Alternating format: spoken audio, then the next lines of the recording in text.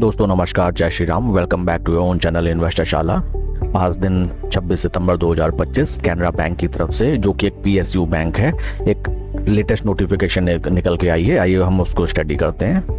This is the notification. Stock exchanges are hereby informed that the Canara HSBC Life Insurance Company Limited, subsidiary of Canara Bank, has filed updated DRHP. Canara bank की एक subsidiary जो इकाई है जिसका नाम है Canara HSBC life insurance company, उसने सेबी के साथ अपडेटेड डीआरएचपी फाइल कर दिया है।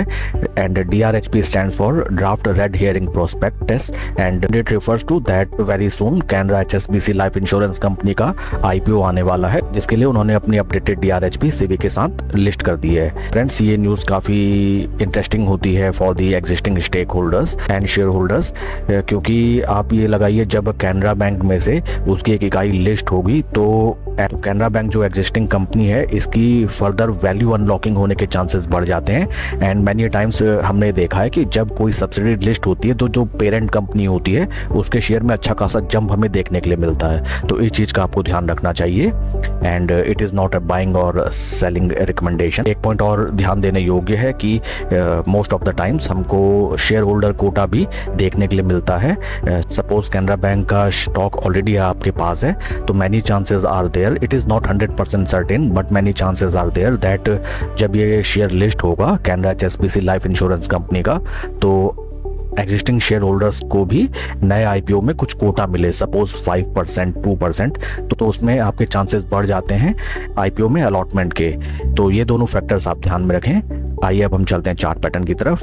ये है स्टॉक का चार्ट पैटर्न। सबसे पहले वीकली टाइम फ्रेम में हम जाते हैं। स्टॉक राइट नाउ अपने एक बेहद इंपॉर्टेंट रेजिस्टेंस लेवल के नियर बाय था। स्टॉक ने ब्रेकआउट की तैयारी की, लेकिन वहां से हमें अच्छा खासा ब्रेकआउट फेलियर टाइप दिखाई देता है। ऊपर एक लंबी विक जनरेट हुई है जिसका प्राइस निकल के आता है near around rupees 124.5 rupees round level basis. Stock already अपने 250-20 वीकली मूविंग एवरेजेस के ऊपर ट्रेड कर रहा है। Stock is very much bullish.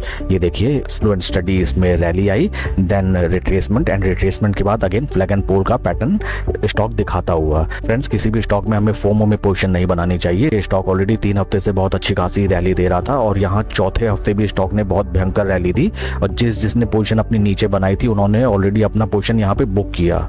नए जो प्लेयर्स जिन्होंने फोमो में पढ़ के ऊपर लेवल्स पे स्टॉक बाय किया, जिन्होंने रिट्रेसमेंट का वेट नहीं किया, वो हाई लेवल्स पे राइट नाउ अभी फंस चुके होंगे। अब हम चलते हैं डेली चार्ट पैटर्न की तरफ। यह स्टॉक का डेली चार्ट पैटर्न, यहाँ भी हमें सेम वही दिखाई देता है। देखिए यहाँ पे स्लो एंड स्टडी बिल्टअप्स और यहाँ पे एक ब्रेकआउट फेलियर टाइप हमें नजर आता है। और हाल फिलहाल स्टॉक मार्केट की भी काफी बुरी तरीके से धुलाई पिटाई चल रही है। ये तो हाल फिलहाल अगर हमें इस स्टॉक में 20 डे मूविंग एवरेज अगर देखने के लिए मिल जाए राउंड लेवल बेसिस पे, तो कोई दो राय की बात नहीं होगी। एंड न्यूज़ काफ़ी बढ़िया निकल के आई है कि कंपनी की सब्सिडरी जल्दी ही लिस्ट होने वाली है स्टॉक मार्केट में। तो दोनों पॉइंट्स जो मैंने आपको डिटेल्ड में समझा है उनको आप ध्यान में रखिए। कोई भी नई पोजीशन बनाने से पहले अपने फाइनेंशियल एडवाइजर की सलाह आप जरूर लें। Thank you friends.